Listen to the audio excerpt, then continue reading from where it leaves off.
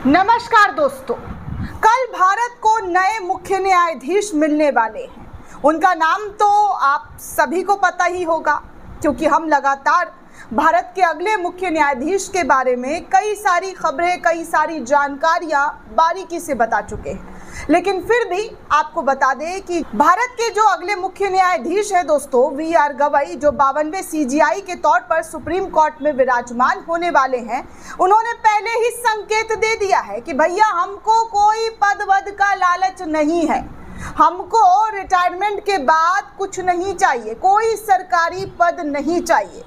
अब लोगों की उम्मीद है दोस्तों कि CJI जो वी.आर. गवई है, जो इस पद पर बैठने वाले हैं, वो बड़े संवैधानिक तरीके से चलने वाले CJI हैं, बौद्ध धर्म को मानने वाले CJI है दोस्तों, और देश को शायद पहला दलित CJI जो है वो मिलता हुआ नजर आ रहा है। पहला या दूसरा शायद ऐसा ही कुछ है दोस्तों कि जस्टिस वी.आर. गवई जो है दूसरे दलित CJI के तौर पर नियुक्त हो रहे हैं। तो आप सोचिए दोस्तों कि संविधान की अभी उन्होंने कस्में भी नहीं खाई है CJI के पद पर बैठने के लिए। उससे पहले ही मोदी सरकार को उन्होंने बिना नाम लिए वार्निंग दे दी है, क्योंकि आजकल जो आप देख रहे हैं, जो भाजपा पर आरोप लगते रहते हैं, और भाजपा के सांसदों के बयान भी आप सुन चुके हैं सुप्रीम कोर्ट और जस्टिस को लेकर क्या क्या कहा जा चुका है। तो वी.आर. गवई ने तो पहले ही आने से पहले ही उन्होंने ये कह दिया है कि भैया उनको कोई पदवत का लालच नहीं है, वो इस पद पर बैठेंगे तो सिर्फ और सिर्फ न्यायिक चीज़ों में ही हस्तक्षेप करेंगे, न्यायिक व्यवस्था को मजबूत बनाने के लिए ही काम करेंगे, लोगों का न्याय पर भरोसा बना रहे, इसके लिए ही उनको काम करना है। दरअसल दोस्तों, अमरावती के कांग्रेस नगर क्षेत्र में कमल ताई का घर, जिसकी दीवारें डॉक्टर बी.आर. अम्बेडकर की तस्वीरों से सजी हुई है, आज खुशी और गर्व से भरा हुआ है, क्योंकि 84 साल के कमल ताई अपने बेटे जस्टिस भूषण रामकृष्ण गवई के भारत के 52वें मुख्य न्यायाधीश के रूप में 14 मई को शपथ लेने की तैयारी के बीच आशीर्वाद देते हुए थक नहीं रही हैं। वो सवाल करती हैं कि मेरे बच्चे को तो मुकद्दर का सिकंदर ही बनना चाहिए ना। जी हाँ, वो सवाल करती हैं कि मेरे बच्चे को तो मुकद्दर का सिकंदर ही बनना चाहिए ना। कमला ताई जो एक पूर्व स्कूल टीचर है, उनके लिए ये पल बेहद ऐतिहासिक है, और हर माँ के लिए अपने बेटे को इस पद पर देखना बहुत गौरव का पल होता है दोस्तों, ऐतिहासिक भरा पल।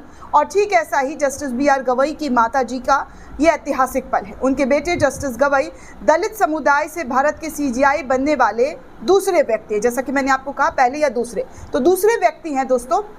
इससे पहले 2007 में जस्टिस के.जी. बालकृष्ण पहले मुख्य दलित न्यायाधीश बने थे। जस्टिस गवई का कार्यकाल 6 ही महीने होगा, जो 23 नवंबर को समाप्त हो जाएगा। जस्टिस गवई का बचपन अमरावती के फ्रेजरपुरा क्षेत्र में बीता है, जहां वो मराठी माध्यम के नगर पालिका स्कूल में 7वीं कक्षा तक पढ़ाई की। आज वो स्कूल उर्दू माध्यम हो चुका है। कमला ताई के घर पर एक पुरानी फाइल है, जिसमें उनके बेटे की यात्रा के दस्तावेज, हाथ से लिखित नोट्स, पुरानी तस्वीरें और समाचार के कटिंग्स संभाल कर रखे गए हैं। ये फाइल उनके बेटे के जन्म से लेकर सुप्रीम कोर्ट के शीर्ष पद तक की कहानी को बयां करता है कि कैसे उन्होंने अपने बेटे के उन तमाम ख्वाबों को एक फाइल में संजो कर रखा है। जस्टिस गवई ने अक्सर संविधान की भावना को याद करते हुए उनकी सफलता का श्रेय डॉक्टर अम्बेडकर के प्रयासों को जाता है। अप्रैल 2024 में एक भाषण में उन्होंने साफ साफ कहा था कि ये केवल डॉक्टर भीमराव अम्बेडकर की वजह से ही है जो मैं एक अर्ध झुग्गी क्षेत्र के नगर पालिका स्कूल में पढ़ा लिखा इस मुकाम तक यहाँ पर पहुँच सका।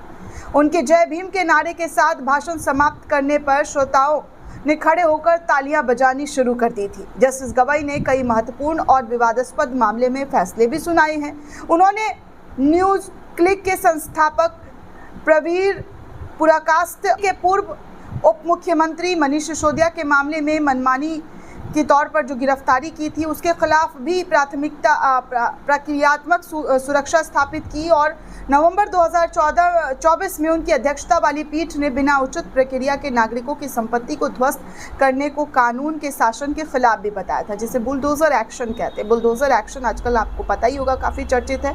उन बुलडोजर पर भी ब्रेक लगाने वाले जस्टिस बी.आर. गवई और उनकी पीठ है।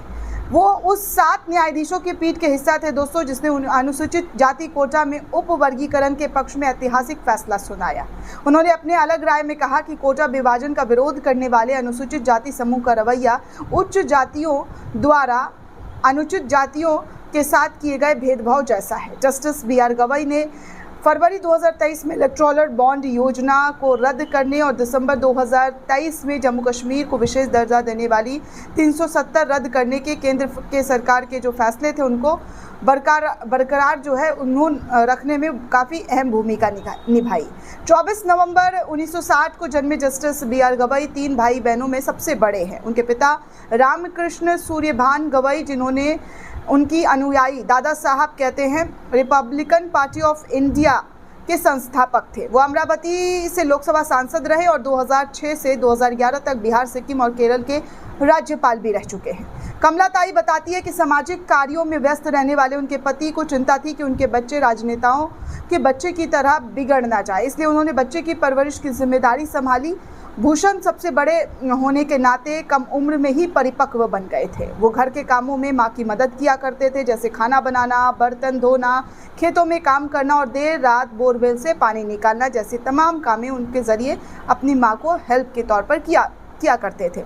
मुख्य न्यायाधीश के रूप में जस्टिस गवई का कार्यकाल भले ही छोटा हो, लेकिन उनके सामने कई चुनौतियां हैं। वो ऐसे समय में पदभार ग्रहण कर रहे हैं दोस्तों जब न्यायपालिका की विश्वसनीयता के जो पिलर्स हैं वो संकट में जूझते हुए नजर आ रहे हैं। 2 मौजूदा हाई कोर्ट के जज, इलाहाबाद हाई कोर्ट के जज शेखर यादव का विवादित बयान, पूर्व दिल्ली हाई कोर्ट के जज यशवंत वर्मा के खिलाफ महाभियोग की कार्रवाई की चर्चा, CGI बनते ही 15 मई को वो वक्फ अधिनियम में विवादास्पद संशोधन को चुनौती देने वाले महत्वपूर्ण मामले की सुनवाई भी करने वाले हैं। कमला ताई के घर में आज भी डॉक्टर भीमराव अंबेडकर की तस्वीरें और जय भीम की गूंजती रहती है। वो कहती है, मुझे दिल्ली में अपने बेटे की शपथ ग्रहण समारोह में ज़रूर जाना चाहिए, है ना। उनकी आंखों में गर्व और उम्मीद साफ झलकती हुई नजर आ रही है। जस्टिस गवई की यह यात्रा न केवल उनके परिवार बल्कि पूरे समाज के लिए एक प्रेरणा है, जिसको लेकर उनकी मां की आंखों से आंसू का जो कतरा है वो साफ उनकी आंखों में झांका जा सकता है। जब कई मीडिया उनके घर गई, उनसे बातचीत की, तो बहुत सारी चीज़ें जो है जस्टिस गवई के बारे में जानने सुनने को मिला। जस्टिस गवई के फैसले की जिस तरीके की जो बहुत सारी बातें हैं, बहुत सारे ऐसे फैसले हैं जिसे देश को उन पर गर्व महसूस होता है। दोस्तों, इस पूरे रिपोर्ट को लेकर आप क्या सोचते हैं, आपकी क्या प्रतिक्रिया है, हमें कमेंट करके ज़रूर बताइएगा। साथ ही साथ चैनल को ज़्यादा से ज़्यादा लाइक, शेयर और सब्सक्राइब करना बिल्कुल भी ना भूलें। धन्यवाद दोस्तों।